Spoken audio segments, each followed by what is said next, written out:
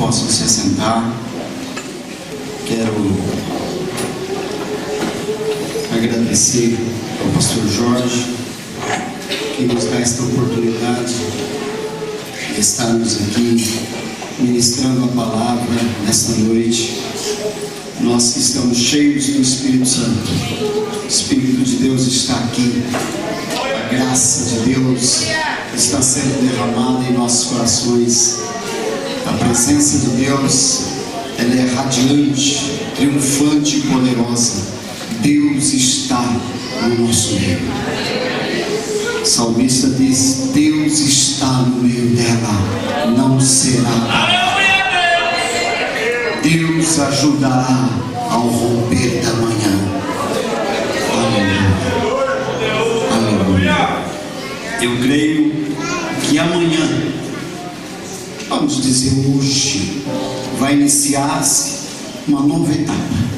Algo de novo vai acontecer na sua vida, vai acontecer na sua família, vai acontecer na sua casa. Eu estava aqui um pouco preocupado, que a gente fica cheio de preocupações no culto Dia das Mães, e a gente quer se ater, ou pelo menos ventilar alguma coisa sobre isso.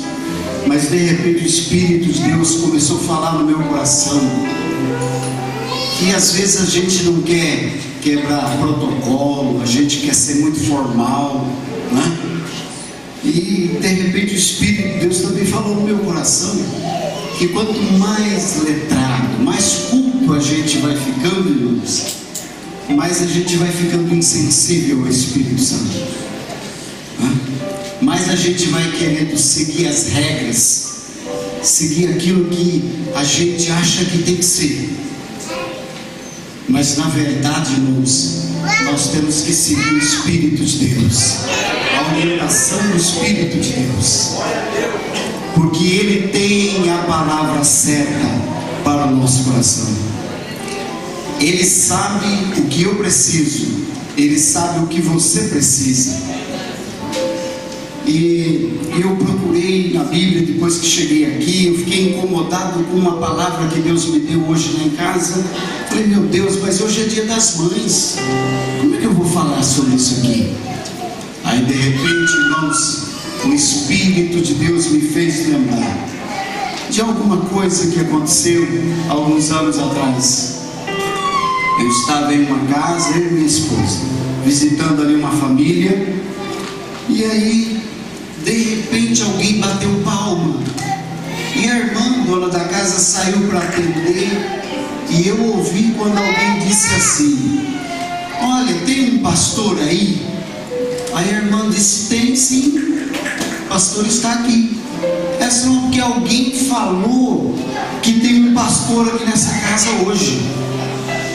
Aí ela falou: não, ele está aqui, olha, eu queria falar com ele. Aí a irmã abriu o portão e ela entrou ali na sala da casa da irmã, e entrou duas mulheres com dois rapazes adolescentes, e eles entraram ali na sala, e ela começou a falar comigo, e dizer: pastor, eu quero que o senhor ore pelos meus filhos, porque a promotora disse que esta semana ela vai prender eles, e que eles não vão escapar.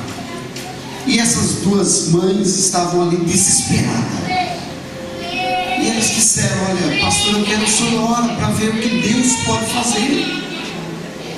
Eles haviam cometido algumas irregularidades, algumas coisas erradas, e a promotora estava no encalço deles, e disse: olha, eu vou prender esses meninos, não vai ter jeito. E aí eu comecei a orar, eu e minha esposa, e na hora que começamos a orar, o Espírito de Deus me inspirou, e veio uma palavra inspirada na oração, e Deus falou no meu coração: laço quebrou.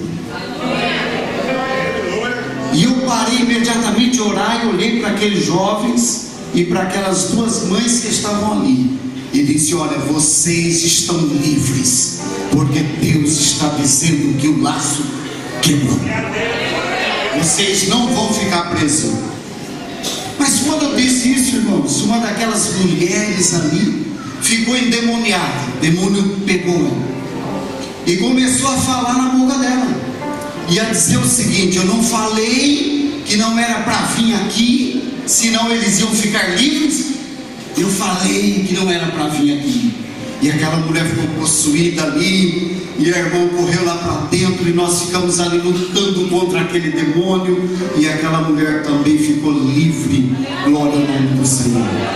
Os meninos não foram presos, Deus agiu. Mas o Espírito de Deus me fez lembrar desse episódio, porque hoje é dia das mães. Tem muitas mães felizes, alegres, mas tem muitas mães tristes. Geralmente, irmãos, aos domingos eu vou buscar minha mãe, ou um dos meus filhos vai lá e busca minha mãe, que tem 78 anos, para vir almoçar comigo. Praticamente todo domingo a gente vai lá, só se houver algum imprevisto, todo domingo. E aí nos reunimos ali em volta da mesa para almoçar, e na oração eu começo a orar, e eu agradeço a Deus, porque eu tenho minha mãe, eu tenho minha esposa ali. Mas aí eu me lembro daquelas mães que estão chorando, que estão tristes, e a minha oração vai lá. Eu disse: meu Deus, hoje tem mãe que está sofrendo, que está triste. Uma vez eu fui visitar um parente que estava em uma penitenciária, e quando eu entrei ali naquela ala, naquele pavilhão onde eles estavam soltos para visita, eu vi numa daquelas muralhas enormes ali escrito uma frase: amor só de mãe. E eu notei que na fila só havia praticamente 90% eram mulheres que iam visitar o seu marido ou visitar os seus filhos. De lá para cá eu passei a orar mais ainda, porque como tem muitas mães felizes, há muitas mães tristes, e às vezes a gente esquece esse outro lado, né? E tem mãe também que, mesmo estando na igreja, a gente olha para ela, ela parece feliz, mas não está feliz, porque tem algo de errado na sua casa, porque tem algo de errado com a sua família. E o texto que Deus me deu para meditar hoje ali em casa fala da viúva de Naim, uma mãe que em certo momento da sua vida, uma mulher muito sofrida. A história não dá o nome dela, não dá o nome do filho dela, mas a gente percebe com poucas palavras aqui que a Bíblia nos oferece, que era uma mulher muito sofrida, uma mulher que passou por tantos desabores, por tantos momentos de tristeza, por tantos momentos de decepção, de tristeza, de aborrecimento na sua vida. E esse texto está no livro de Lucas, no capítulo 7, versículo 11 a seguir. Se alguém quiser acompanhar, nós estaremos lendo, e na medida nós vamos transmitindo aos irmãos aqui aquilo que Deus vai colocando no nosso coração. Glorifico muito a Deus, porque tenho minha mãe velhinha, mas com saúde, ali do meu lado. Glorifico muito a Deus pela esposa que Deus me deu, que além de esposa é uma exemplar mãe, uma ótima mãe, graças a Deus.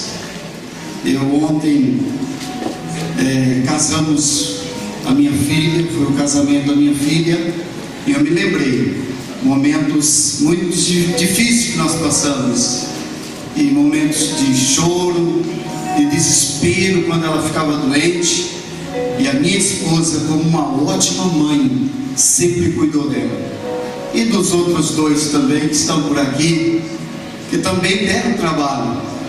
E que filho sempre é uma alegria, né, irmãos? Nós temos filhos, mas eles vão crescendo, irmãos, vai mudando. vai gerando uma personalidade neles, e às vezes não é aquilo que a gente quer, né? Mas Deus tem os seus caminhos. Deus é que forma cada um de nós, irmãos. É Deus é quem forma cada um de nós. Nós somos diferentes, né?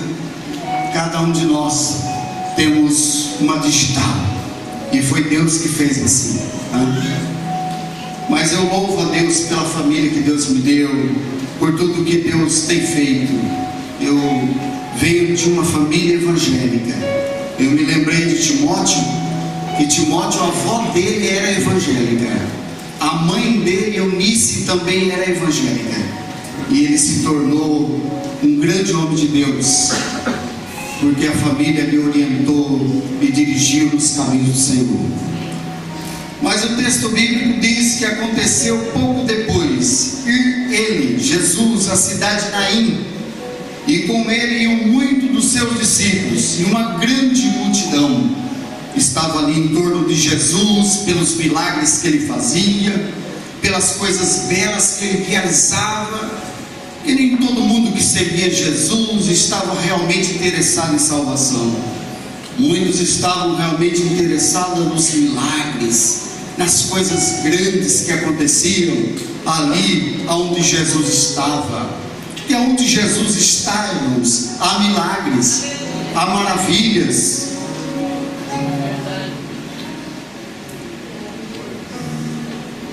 Há coisas lindas acontecendo. Eu creio que Jesus está aqui. Eu iniciei dizendo que Jesus está aqui.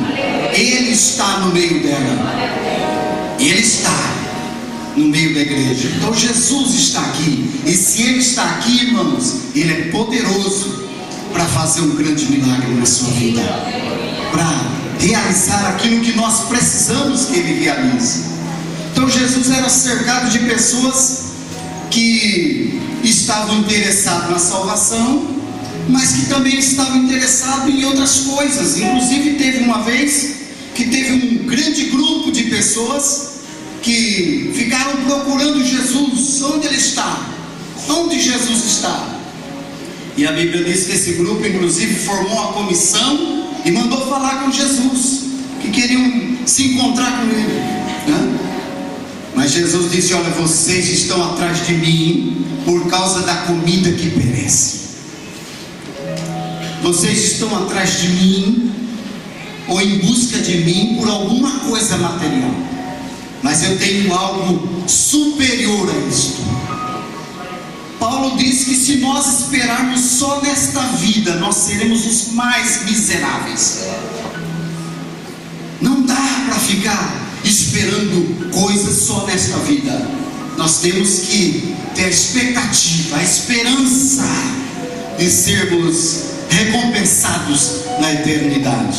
Às vezes a gente faz alguma coisa para o Senhor e esperamos que de imediato Deus nos recompense. Mas eu trabalhei tanto para Deus, eu fiz tanto para o Senhor, mas Deus não quer que a gente cobre Ele desta forma.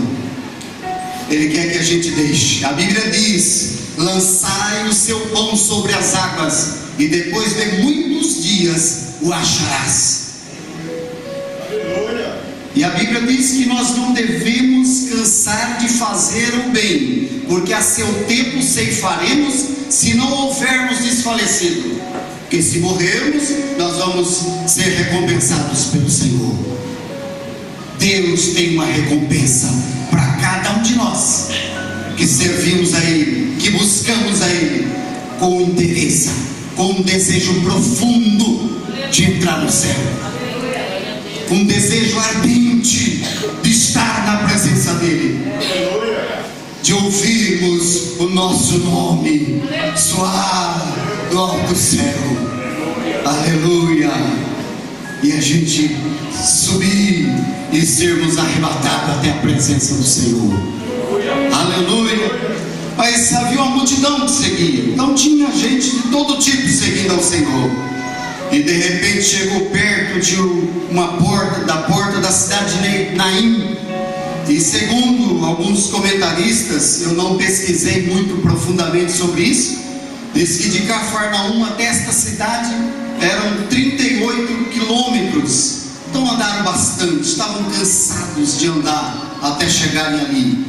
Mas eu não acredito no acaso, eu acredito na direção de Deus, na orientação de Deus, na vontade de Deus.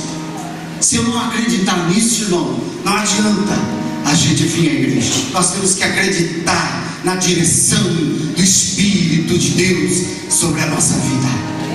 Jesus disse para Nicodemos: o vento assopra onde quer, e ouves a sua voz, mas não sabe de onde vem, nem para onde vai. Assim são as coisas do Espírito de Deus, ou é a natureza, o agir do Espírito de Deus sobre nós.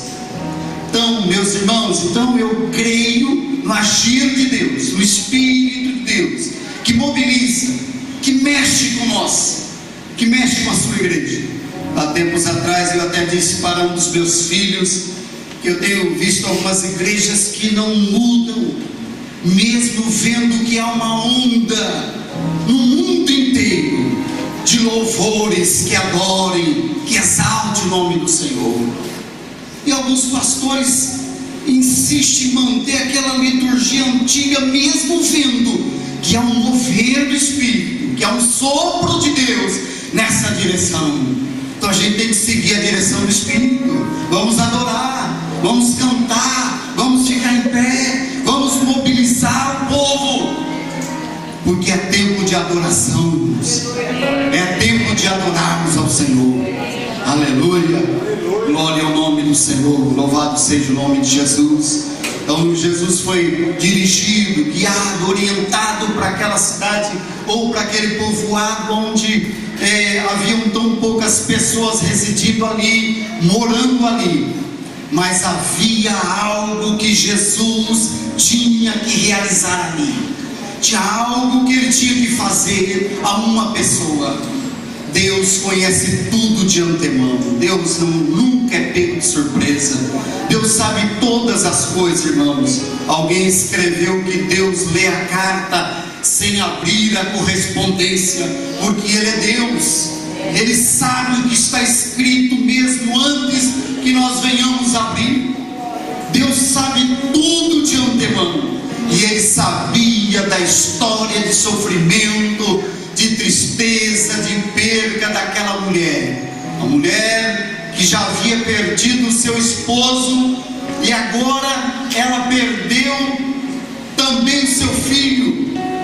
E o filho, irmão, significava o seu futuro, o seu sustento, o seu provento, a sua subsistência, porque sem o filho ela não tinha ligação nenhuma com a família do marido falecido, e toda as herdades, todo o dinheiro, tudo que eles possuíam, ela ia perder, e ela ia perder a sua subsistência, a sua condição de continuar sobrevivendo dignamente. Mas Deus, na sua infinita graça e misericórdia, Ele veio em tempo, aleluia, porque Deus não age fora do tempo, Deus age no tempo certo.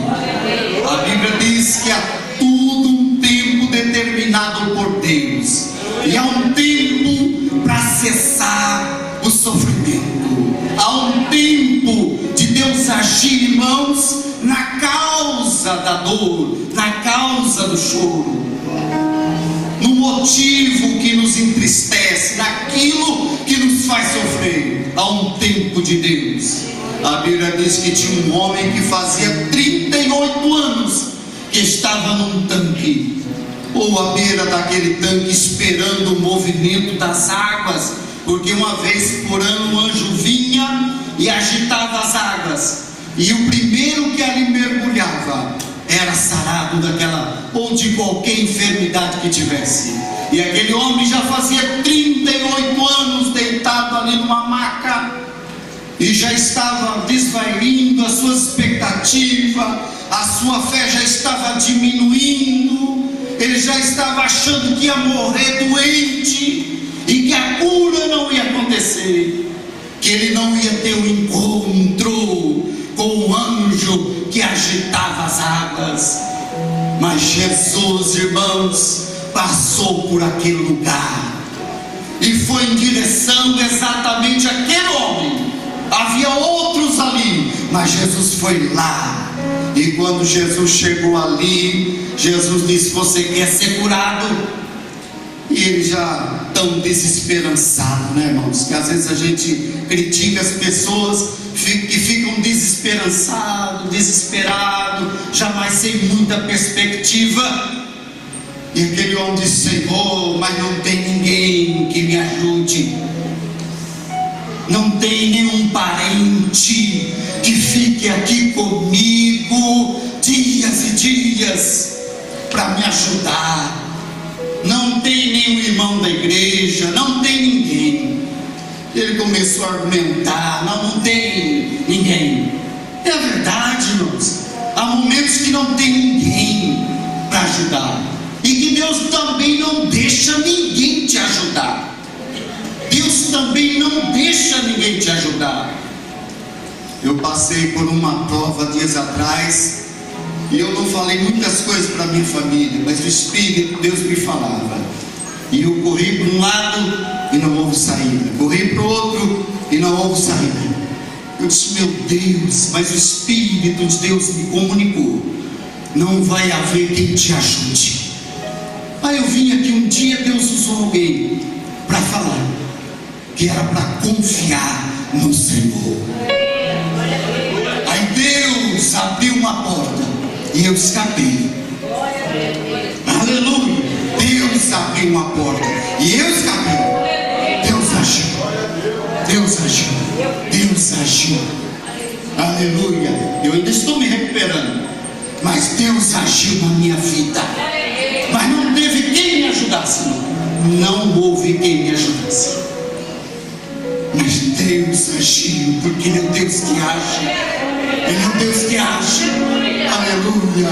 No tempo certo, Ele veio ao encontro. Aquele homem disse: não teve ninguém que me ajudasse, Senhor. Até hoje, 38 anos, ninguém me ajudou. Aleluia. Jesus nem deu muita confiança às suas reclamações, apenas disse: levanta, toma a tua cama e anda. Aleluia. Aleluia. Ele começou a se mexer. Aleluia. Agora me lembrei de um pastor chamado pastor Otávio, e ele disse que estava pregando num culto como este aqui, e havia um paralítico bem na frente do púlpito, uma pessoa que ainda não era crente, e que trouxeram, né? Os irmãos também ajudam muito, viu? Traz as pessoas que não são crentes sempre em primeiro lugar, os crentes sempre no último, e deixa em primeiro lugar para aquelas pessoas que vêm às vezes a primeira vez no culto, né? Aí trouxeram ele e colocaram ali. E ele disse que de repente ele estava pregando e ele teve uma visão. E ele viu um homem entrando dentro da igreja, mas só ele estava vendo. E o homem vinha com um saco nas costas, e o homem foi entrando dentro da igreja, chegou perto daquele paralítico e despejou um saco de osso. E de repente, irmãos, as juntas daquele homem começaram a fazer um certo barulho e um movimento, ele foi ficando de pé. Aleluia. Deus agiu, e aquele homem começou a andar dentro da igreja e a glorificar o nome do Senhor. Aleluia. Jesus fez exatamente isto com aquele homem: pega a tua cama e anda, anda agora. E ele saiu andando, oh aleluia, glorificando o nome do Senhor. É o tempo de Deus, é a hora de Deus agir. Na vida desta mulher não foi diferente. Jesus chegou em tempo. Na vida de Lázaro, os discípulos disseram: Senhor, mas ele morreu. E parecia que Jesus estava insensível. Falaram para ele, mandaram avisar. E ele amava Marta, ele amava Maria. Marta era mais preocupada com as coisas do dia a dia, mas Maria era crente, fervorosa, uma mulher temente, uma mulher que buscava o Senhor, que lia a Bíblia, que estudava, que ficava preocupada com aquilo que o Senhor estava ensinando. Mas Jesus não veio. deixou passar o tempo. Diz alguns comentaristas que diz que havia um costume lá em Israel que tinha que esperar 3 dias para depois sepultar. Tinha que esperar, porque havia uma lenda, um comentário lá, que o espírito da pessoa ainda ficava em volta da pessoa, e de repente a pessoa poderia voltar. Por isso que Jesus foi lá no 4º dia, e já estava cheirando mal, mas Jesus chegou lá, e ele falou o quê? Falou para eles crerem. Ele disse: se creres, verás a glória de Deus. Se creres, verás o agir de Deus. Parece impossível. Às vezes a gente deixa de crer, irmãos, naquilo que Deus pode fazer. Deus pode fazer coisas grandes, irmãos. Esses dias atrás eu estava com uma cólica de rim. Eu disse: meu Deus do céu. Aí eu fui lá no quarto e de repente eu ouvi um hino. Do que sofreis? Do rins, pulmões, de febre, gripe. Aí eu ouvi aquele hino. Eu disse: meu Deus, eu me lembrei quando eu cantava esse hino na igreja. Eu disse: não, o Deus que eu sirvo é um Deus que cura. É um Deus que cura. Seja o que for, Deus tem poder para curar-nos. Deus tem poder para libertar. Nesta noite Deus está falando sobre milagres, sobre coisas impossíveis, sobre cura divina. Creia, creia, creia no milagre de Deus. Creia que Deus pode reverter essa situação. O choro, diz a Bíblia, que pode durar uma noite, mas a alegria vem pela manhã. Então creia na palavra do Senhor. Eu sei que às vezes é difícil crer, mas nós precisamos crer, irmãos. Crer na palavra de Deus, crer na direção do Espírito Santo, crer que o Deus que nós servimos é maior do que as nossas provações, é maior que as nossas lutas, é maior que os nossos desaporos, que as nossas dificuldades. Que Deus abençoe a todos, que o Espírito Santo continue falando em vossos corações. Amém.